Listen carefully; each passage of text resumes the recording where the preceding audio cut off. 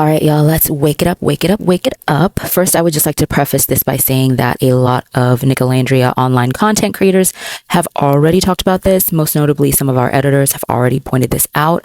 But I am so glad that online media is starting to cover this and other media outlets are starting to talk about this issue.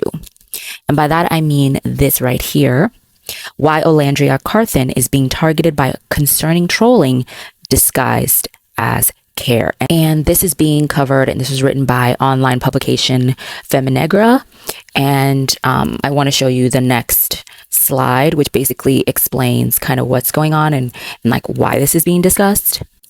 Again, some other Olandrians, editors, content creators have discussed this, but on TikTok, if you search Olandria waist, you will actually get a warning for ED.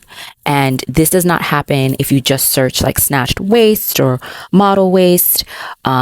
You'll see like beautiful white women, non-melanated women, being celebrated. You'll see like other topics like more centering around beauty and like health and things like that. But if you search Olandria waist, instead of getting like the similar content of like beauty and health and all those sorts of things that those other women are getting that are non-melanated, you will instead get a warning about ED, which is actually so diabolically insane that I'm so glad that people are starting to talk about this and bring awareness to this, because TikTok needs to be made aware that this is completely not okay. It is completely unacceptable, and this needs to change immediately. So I want to share the article with you all and just kind of read it through with everybody, and you can definitely go check it out.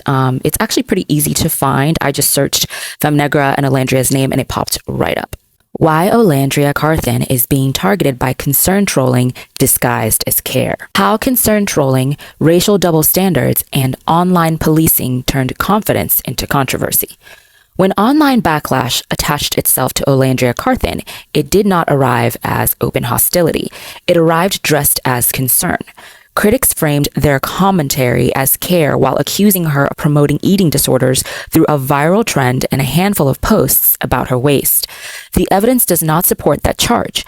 What it does reveal is a familiar pattern in which a dark-skinned Black woman's body becomes a site of suspicion once she gains visibility, confidence, and popularity. How concern trolling works in practice. The accusations against Olandria rest on implication, not evidence. Critics point to TikTok's safety panel as proof, yet the images show the alert appears only after users search specific body terms. Her name alone does not trigger it. That distinction matters.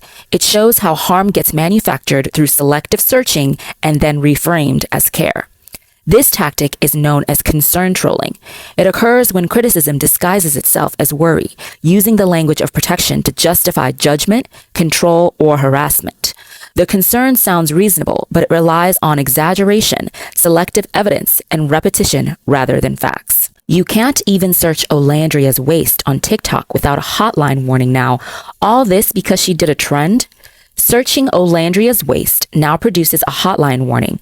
The same platform handles comparable searches for others differently. The reaction followed a viral trend, not any guidance or encouragement of eating disorders from her. Searching Olandria's waist triggers a hotline.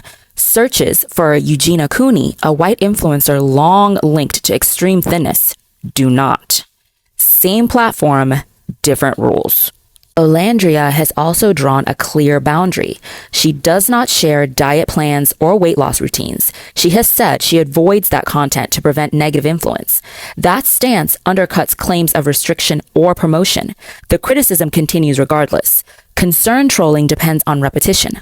Once the label sticks, reposts do the work that facts never did. Why some bodies get celebrated and others get policed. The contrast sharpens when placed beside how other women are treated online. Tyla, the musician, draws praise for her waist, hair, and figure with no moral panic attached. Fans hype her look as body tea.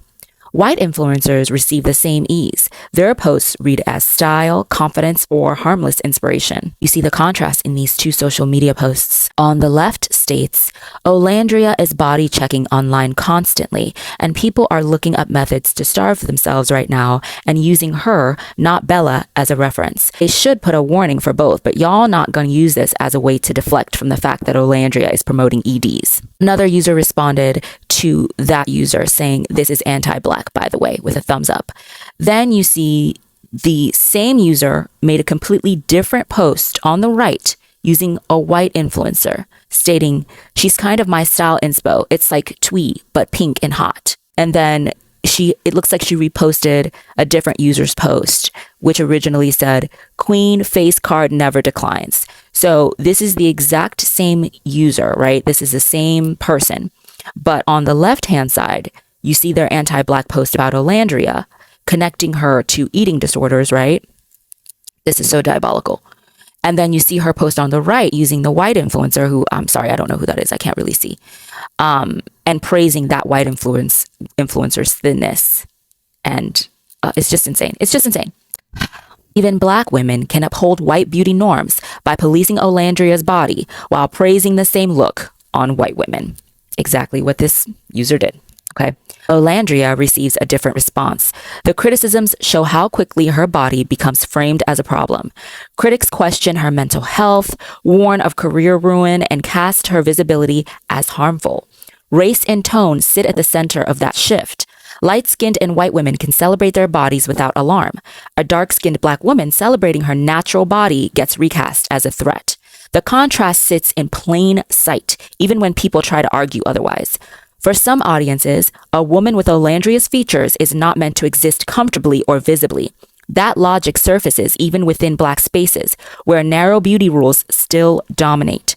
Since Olandria rejects them, that choice unsettles people. Outside the community, her confidence disrupts long-held hierarchies. The manufactured backlash follows.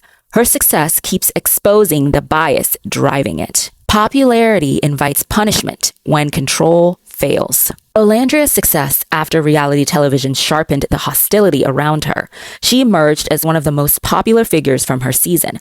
Her relationship with Nick Van Steenberg endured while others unraveled. Her following grew on social media. In response, hostile criticisms escalated. Her ordinary posts on social media became evidence of instability. Deletions turned into supposed confessions. Context disappeared as speculation filled the gaps. This pattern follows a familiar script for black women who refuse to make themselves smaller. When dismissal fails, character attacks begin. Resentment gets repackaged as accountability. Yet the record shows something else entirely. Olandria has always been petite. She did not invent this body for attention. She has even spoken about trying to gain weight, not lose it. Still, she remains the woman with a thin waist who is treated as though she has no right to acknowledge it. Others celebrate the same trait freely. With her, the line suddenly appears. That imbalance explains the intensity of the reaction. The outrage is not about harm. It is about discomfort. I'm going to read that again. The imbalance explains the intensity of the reaction. The outrage is not about harm. It is about discomfort.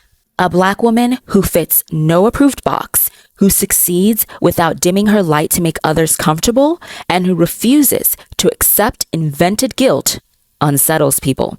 The backlash says far more about those projecting onto her than it does about Olandria herself. That's the article. Go check out Femme Negra. I hope I'm pronouncing it correctly. And it looks like a pretty interesting online blog. I'm really enjoying some of their features. I'm so glad that they're bringing attention to this. They're shining a light on this because we need to talk about this. Okay? Because it's definitely something that we need to bring awareness to and that needs to be discussed.